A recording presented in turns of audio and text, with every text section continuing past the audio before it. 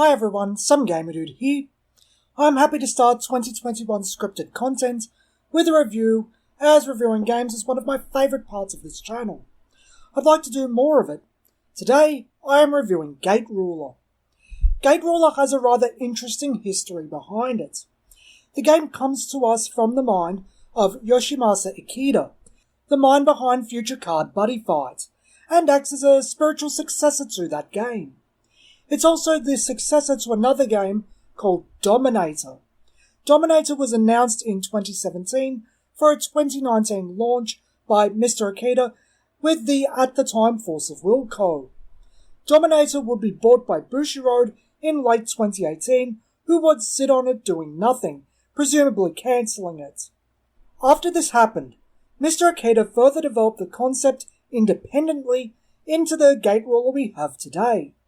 As with Dominator, Gate Ruler has involvement from Force of Will's parent company, who licensed art to the game and are now handling the English publication in April of 2021. This is now the fourth game to use Force of Will's art, as both the Caster Chronicles and Alternate Souls have used it as well. The flavour behind Gate Ruler is that the Earth is being invaded by an extra-dimensional force called the X-Vaders. While initially driven back, it is known that they would return. To fight this looming threat, coalitions of nations are formed. For some reason, entities from myths and legends become reality, and peoples from other universes, the Volna and the Wonderverse, come to assist the fight against the X-Vaders. Special individuals are the key to winning this war, the Gate Rulers. The Gate Rulers have a special ability where they can summon entities, create phenomena, and even transform the battleground using cards as gates. You are one of those Gate Rulers. The flavour is perfectly serviceable, and I feel for the more lore-focused people, it will provide some interesting stories if handled correctly, seeing how the invasion turns out, if any allegiances change, seeing characters develop through their exploits and interactions. It is inspired by Magic the Gathering, directly copying the idea of the Planeswalker. But I think the context and even application does have enough unique identity. Not a lore type of guy myself, but this has the potential to be interesting. Gate Ruler uses 5 card types, 3 internal to the deck, 2 external. The first external is the eponymous Gate Ruler. The Gate Ruler itself is the game's most interesting component. It's your avatar card, but only depicts a shadow. You're meant to mentally self-insert yourself onto the card, and each ruler has both a male and female version to help facilitate this. The ruler lists 3 stats and some game rules. The rulers are being designed to change how the game is played, each one creating a unique experience. The 3 stats listed on the ruler card are its life, how much damage you can take before you are defeated, its attack, how much damage it does to units, and its strike, how much damage it does to other rulers. Each of these stats are colour-coded. In addition to this, the ruler card lists how to prepare a game, which is usually your starting hand size, what to do at the start of your turn, and then a game rule. Rulers also have a QR code on their card, which takes you to a page on the Gate Ruler website that lists further rules for the card, but these are all deck-building rules and how your board is formed. While the ruler card does have icons that seemingly indicate the board construction, coloured arrows that point to certain positions, red for allies, blue for defender, yellow for set, it's never directly stated what those icons mean. It's up to the player to notice the icons and decipher their meaning. The second external card type is only used by one ruler in the first set, the K11 Knight, being energy. This is a resource card and is used in the traditional manner, turns sideways to show use, and has no additional effects. The first of the 3 cards internal to your deck is the unit. This is your creature card equivalent. The value on the top left is the card's level, which is also its cost if your ruler utilizes energy, or has a deck building limit. The values along the lower left side of the card are similar to those found on the ruler. Attack is how much damage they do to other units. HP is how much damage they can take each turn before they die, and Strike is how much damage they deal to rulers. The second is the Event card. This is roughly the equivalent of a quick play spell in Yu-Gi-Oh! It can be set to the field and used when its timing condition is met. The set is free, but you must pay the cost when you activate it. The third and final card type also seems to be the rarest among the three, with only 3 in the initial set, the Field. This is your standard enchantment type card that stays in play after playing it. The goal of Gate Ruler is to inflict damage to your opponent equal to their life value. You will also win the game if your opponent's deck runs out of cards. Game preparation is shuffling your deck and placing it face down, then doing whatever your ruler tells you to do, and decide who goes first randomly. Turn structure is as follows. Start phase. Activate your ruler and all your units that can be activated by turning them to the vertical position, and then follow any start of turn instructions your ruler has. Next is the main phase, where you summon units, set and use events, play fields, and use effects with the normal timing. You can also move and swap the positions of your units. While this may change with later rulers, the current 3 rulers all can call 3 units to the field and set 3 cards. These 3 units form a triangle around your ruler, with the set cards forming the back row. The 2 units to the side of your ruler may attack during your attack phase. The zones they are placed into are called the attack zone. The unit placed in front of your ruler is placed rested, horizontally, cannot activate during the start phase, and cannot attack. This position is called the defense zone. Following the main phase is the attack phase. The player going first may only attack once. To attack, rest/turn your unit or ruler sideways and designate a target. You may only attack your opponent's ruler if your opponent does not have a unit in their defensive zone. If you attack a unit, your unit or ruler's attack is subtracted from the target's HP. If it hits 0, it is sent to their cemetery. If it is not, that unit keeps that damage until end of turn. If your attack's target is your opponent's ruler, damage is inflicted to your opponent equal to your unit or ruler's strike value. Your opponent now flips cards from the top of their deck and sends them to the damage zone equal to the damage they received. If a card flipped as damage has the counter icon, your opponent uses their counter effect. Then if it's not a permanent placed onto the board, it is sent to the cemetery. Finally, the end phase happens where damage is removed from units that didn't die, and any end of turn effects happen. As per norm for games, both players take turns until a winner is decided.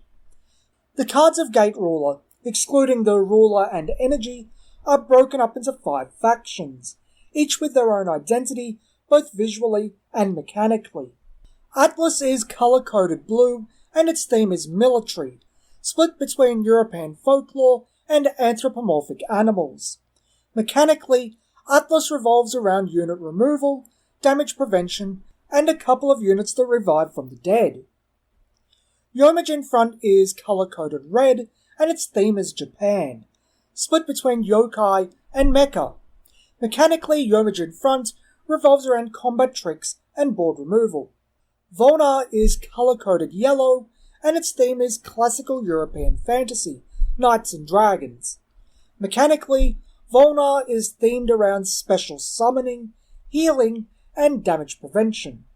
Wonderverse is colour-coded pink, and its theme is space with a 1950s bent, looking like a mix of 1950s sci-fi Americana and Japanese super robots. Mechanically, Wonderverse is themed around unit theft, unit removal, and hand discard. X-Vaders is colour-coded black, and its theme is unworldly. As of set 1, X-Vaders has 4 cards, and it is impossible to get a gauge on. I don't know if this is a strict 5-colour system like Magic, or the start of a wide array of factions similar to Vanguard's clan system. But I hope it's not the latter.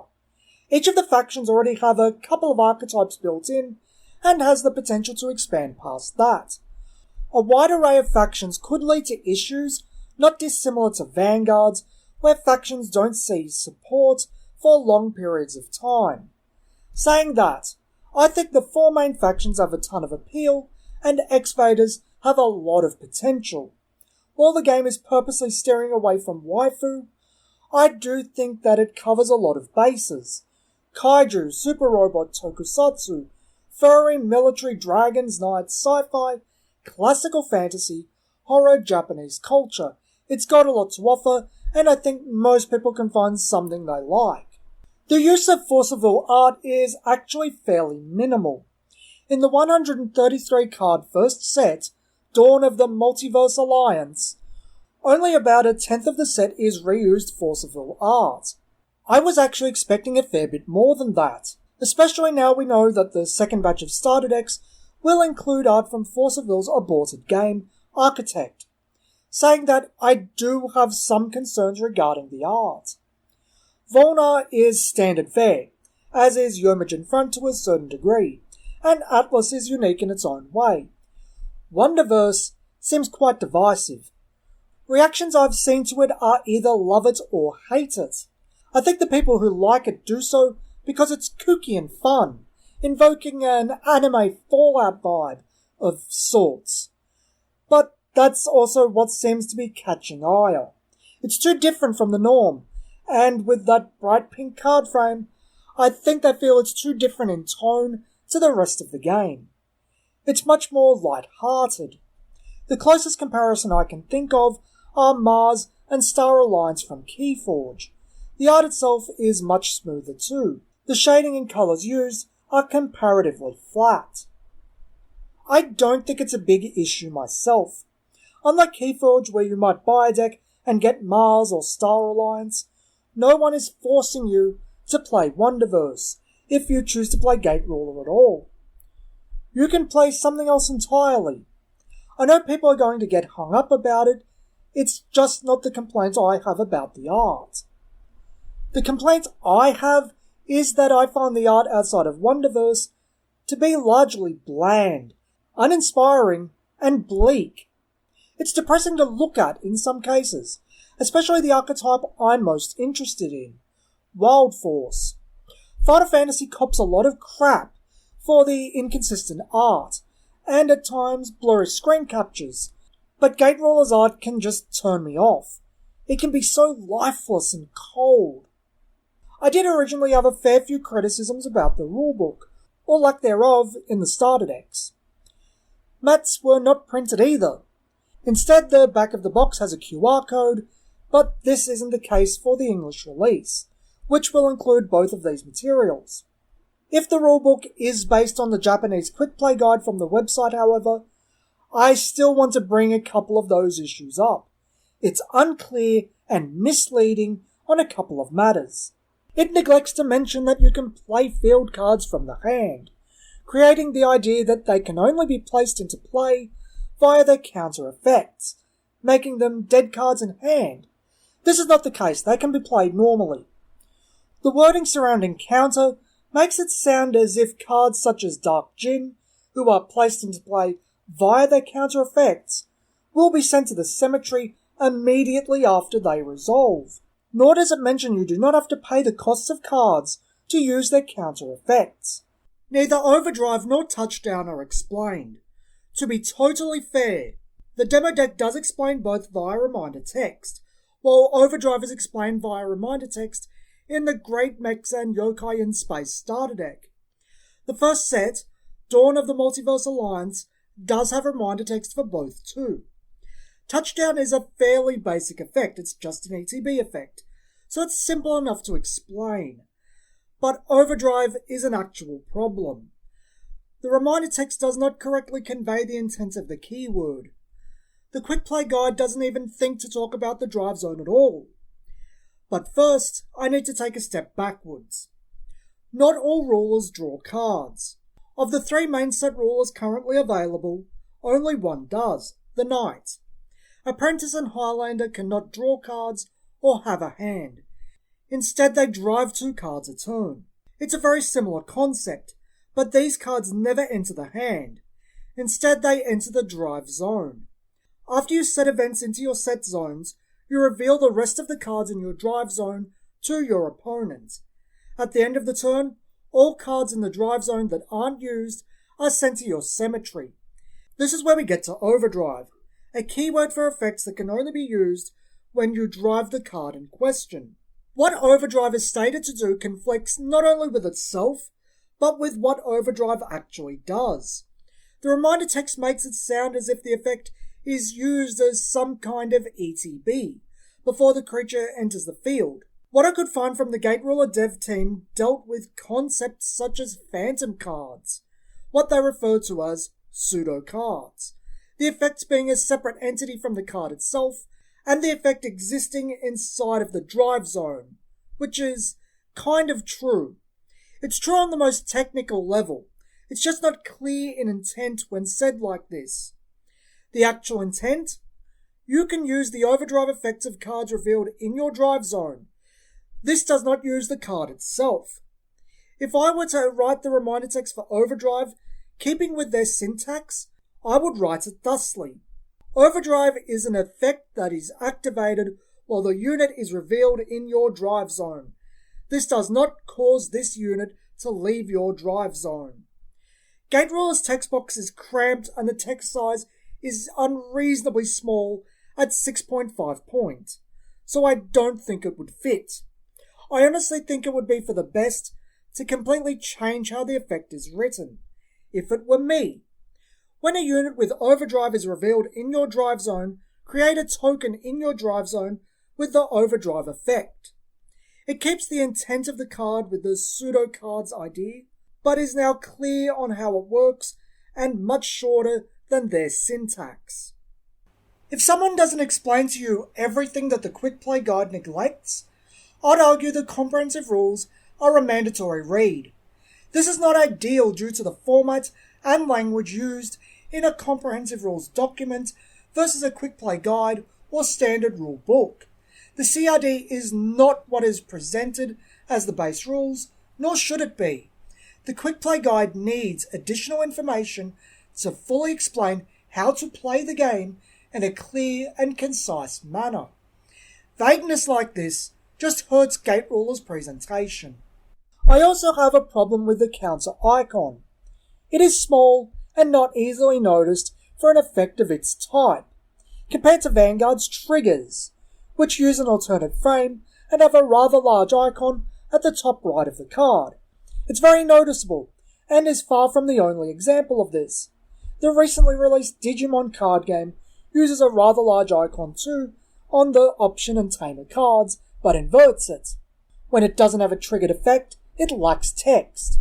The counter icon here should be louder and more in your face. The moment you flip a card, you should notice it as a counter. You shouldn't be going looking for it. Counter isn't the only issue I have with reading the cards. The card type has the same problem. It's small and hard to read. Now this is mitigated by the fact that units are portrait orientation while events and fields are landscape. But you do need to differentiate between events and fields. It's not the hardest thing in the world to do, but it's a small and thin font. It's also not the easiest thing in the world. It's actually harder to read than the counter icon I just got through criticizing. I think a lot of the visuals could have used more work. I was surprised by Gate Ruler. Going in, I was hoping for the best, but didn't know how I would feel about it. I didn't like Buddyfight. I'm not going to go into that here. This is neither the time nor the place, but I tried it 4 times and only ever enjoyed it with the original demo deck. The full game experience was not for me. I tried the demo deck for Gate Ruler over several games, and felt while it was better than Buddyfight, it was quite dull. A case of been there, done that, nothing particularly interesting or exciting. In a video, I lamented that it felt like every Bushiroad game. I could tell that the core of Gate Ruler was perfectly adequate. I just didn't feel the demo deck experience was particularly captivating or engaging. Event cards felt a tad on the useless side, effects didn't have much impact. It felt very bare bones. Then we jumped to the starter decks, and my opinion on Gate Ruler changed quite significantly. The starter decks are designed with a very different approach to the demo deck, and Mr. Ikeda is very open about this. Where the demo deck is a sampler of the game, showing off their gameplay and all 5 factions, but not letting any of them shine, these 2 starter decks have fairly cohesive themes and enough oomph to feel good. The event cards start having an impact over gameplay. Counter effects start doing their job of being a rubber band to the attacker's momentum. Card effects start forming the basis of plays. Gate Ruler itself gets to shine, and I found myself having fun. Gate Ruler doesn't do anything new or interesting in terms of gameplay, but the game itself is quite enjoyable. Decision making surrounding what to attack on your turn, prioritizing breaching your opponent's defenses to smash face, or killing their allies. This decision can make or break a game for you. If you're playing the Knights and have limited resources a turn, whether to summon allies or to prioritize events can be a hard decision. On the offense, if you see a set card, since set destruction isn't terribly common, that set card can pose a threat, altering how you decide to move forward. Counter effects are exciting to see and do have a large impact upon gameplay. The game as a whole feels good, and there is a decent amount of strategy to sink your teeth into here. Nothing in particular to get excited about, but a very solid sum of the parts, and far better than the game it's built upon.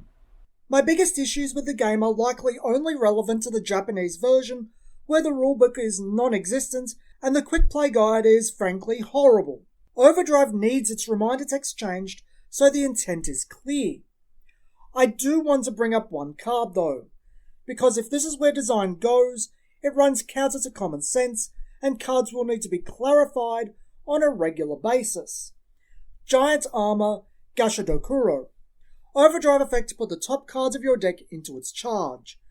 This proxy has a mistake where it uses Buddyfight terminology, then changes to Gate Ruler terminology in this second effect. Charge Shield being Soul Guard from Buddyfight. Nevertheless, this reads like an ETB effect, as if the original card had a mistake and this was intended to be a touchdown effect.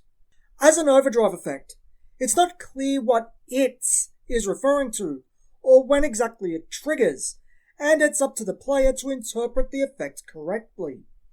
I, however, don't think you can without being told, and this effect is a doozy. The card gains charges while in the drive zone. What? What the fuck? No one, without asking, would ever figure out that the intent of the card is to gain charges in the drive zone. Most would assume that the card has to be in play to gain anything. The most logical way to interpret this card without being told is that the Overdrive effect creates a floating effect for when Gashadokuro comes into play. The card feels like it's missing text. The only silver lining is that the people behind the game are fairly easy to get a hold of to clarify the intent behind cards. I don't think this should be a thing though. Cards shouldn't be so counterintuitive to common sense that they need clarification. I have been assured that the English localization is of good quality, so hopefully Gashadokuro is addressed and a non-issue in April. But I'm not a fan of the implications here. That Gate Ruler could regularly have cards that are so outside the box and need explanations. A card, when observed within the context of the rulebook, should make sense and be clear. I found the themes of the factions to be very appealing, and I like how the type system, found on the top right of the cards, allows for archetypes to be found in all factions. As an example, Atlas has both darkness and military archetypes. Volnar and Yomigen Front interact with darkness, while Yomigen Front and Wonderverse interact with military. It plays very well into deck identity and themes, similar to Vanguard's clans, but I prefer the execution here. It goes across factions, building alliances between them, but keeps decks themed while giving options to the player. A lot of players do like to theme their decks. It gives them a sense of identity with their deck. This plays into that fabulously, and I can't wait to see where it goes. I really wish I had more to say for Gate Ruler, I really do. It's just hard on my end because there isn't anything about Gate Ruler that stands out. Nothing draws the attention, and nothing in the gameplay itself is a defining feature. The gameplay is solid, it's quite enjoyable, but we've seen it all before. The core of the game is Buddyfight. The damage system is Naruto, with some Vanguard influences. Events are quick play spells from Yu-Gi-Oh! But it just comes together exceptionally well. It's the sum of its parts, and the sum is a pretty enjoyable game. While I feel Overdrive is a massive issue, you do get your head around it. The counter icon not being loud enough isn't really that big of an issue in the grand scheme of things. It's a preference on my part and standard design protocol. It's still there and it's not obscured. The art concern is a personal matter for each person interested in the game. The only thing that really stands out to me as interesting and thought-provoking is the deck limit system. Both Apprentice and Highlander have a deck limit in their deck construction rules. This limit means that the total cost/level of all cards in your deck mustn't exceed that value. This is to counterbalance these rulers not utilizing energy so that they just don't pack their deck full of size 3s and squash their opponents. Where this gets interesting is cards like Haunting, which instead of increasing your total level, they reduce it. In this case, it's -5. So say your deck is currently 25. Chuck one of these in and it becomes 20. But with every give, there is a take. If you draw this, drive this, or take this as damage, you are forced to play it and take 2 damage. It's not as bad on damage since it replaces itself and gives you an additional point of damage, but as a drive or draw, straight 2 damage. If you really feel pressure for the additional size, risk-reward scenario. Currently it's seen as a reasonable risk to run 2 to get an additional 10 space. Enough for 3 size 3s and a size 1.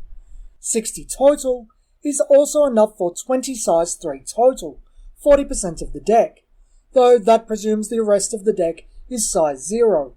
I neglected to mention something so far because it doesn't seem to be of great importance yet. Legend. Some cards have a legend icon above their stats, and these cards are both limit 1 per deck, and rulers can only have a certain amount of legends per deck.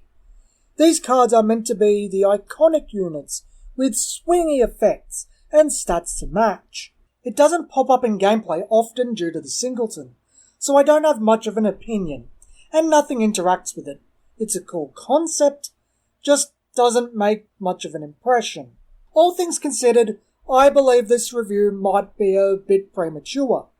A big part of Gate Ruler's identity is the ruler card itself, and the impact it has over how the game is played. The intention is for Gate Ruler to be a core that many modules can be built upon, with the rulers serving as those modules. One person might be playing Yu-Gi-Oh!, another Vanguard, and they can fight each other via Gate Ruler.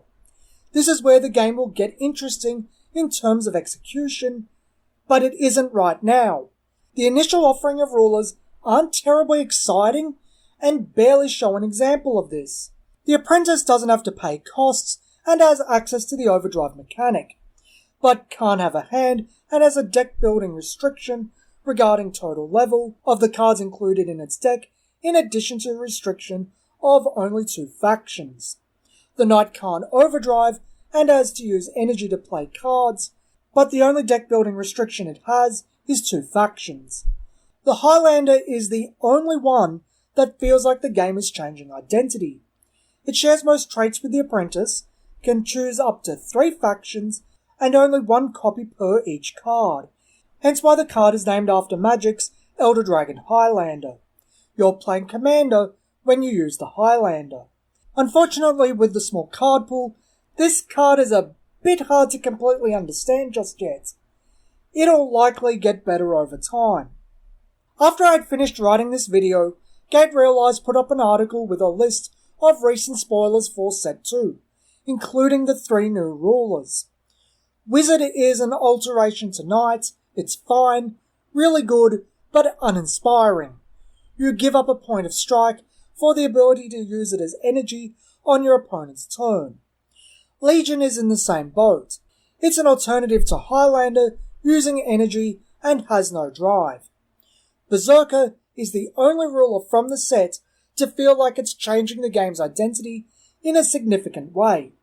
Higher strike, higher attack, max HP we've seen, deck limit of 80, but only one drive per turn and only one set card.